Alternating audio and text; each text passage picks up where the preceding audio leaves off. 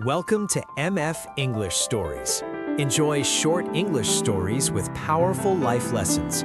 Don't forget to subscribe.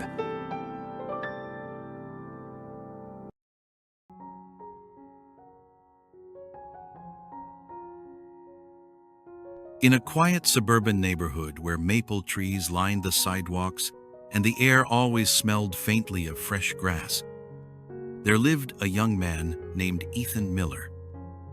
At 29, Ethan had what most people would call a stable life.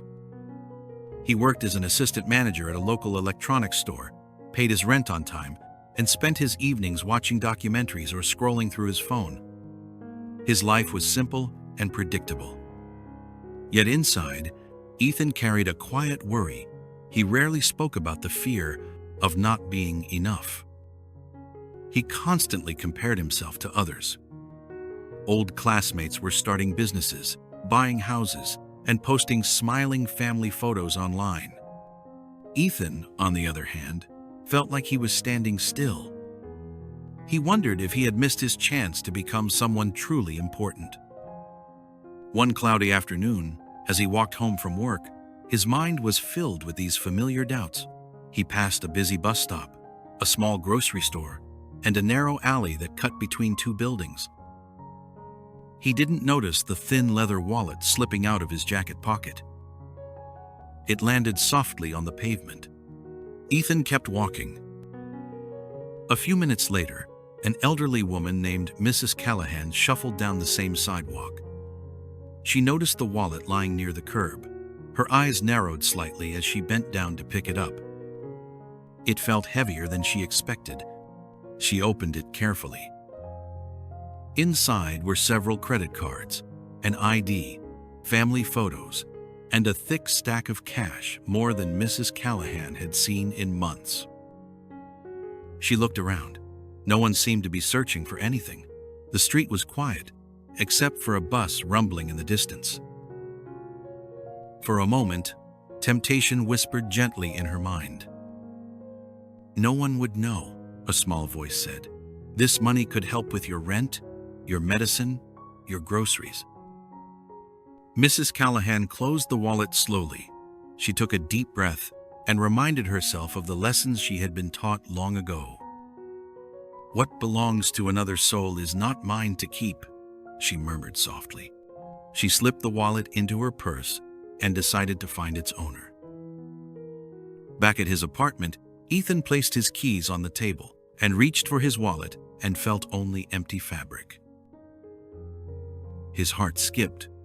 He checked his pockets again, then his backpack, then his jacket. Nothing. A cold wave of panic rushed through him. His driver's license, credit cards, and nearly all his savings were in that wallet.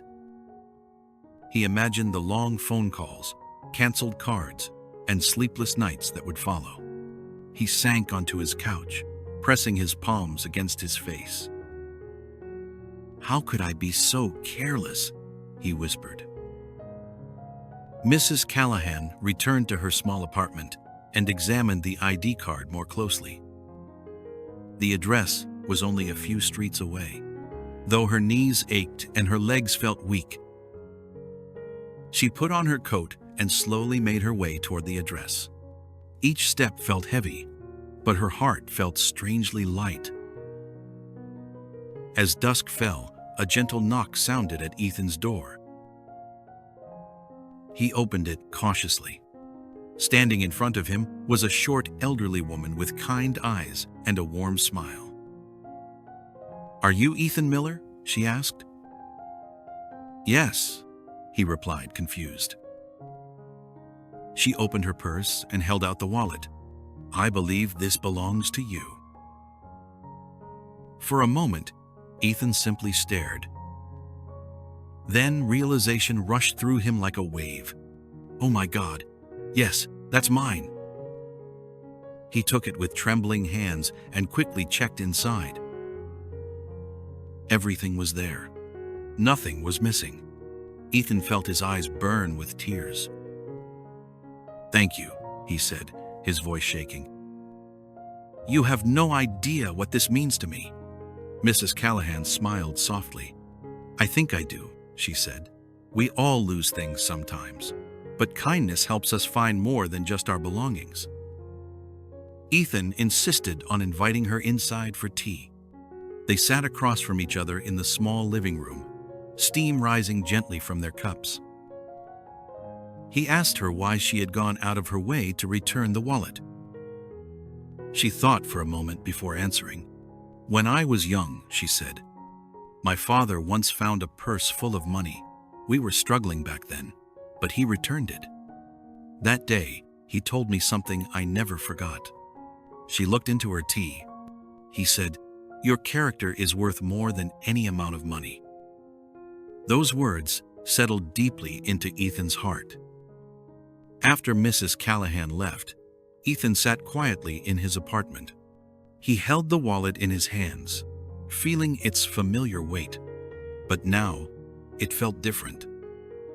He realized that his fear of not being enough had little to do with money, promotions, or social media success. It had everything to do with who he chose to be when no one was watching. The next morning, Ethan placed a small handwritten note on the community bulletin board at the grocery store. "To the kind soul who returned my lost wallet. Thank you for reminding me what honesty and kindness truly mean." He also taped a small envelope to the board. Inside was a gift card, not as payment, but as a gesture of gratitude. Days passed. Ethan began noticing small moments he used to overlook. He held doors open. He smiled at strangers. He listened more carefully when people spoke. He found quiet joy in helping coworkers and checking in on neighbors. One evening, while walking past the same bus stop where he had lost his wallet, Ethan paused. He looked down at the pavement. Nothing lay there now. But something invisible had been left behind. A lesson, a reminder that integrity, kindness, and gratitude could quietly reshape a life. He took a deep breath and smiled. For the first time in a long while, Ethan no longer felt behind. He felt enough.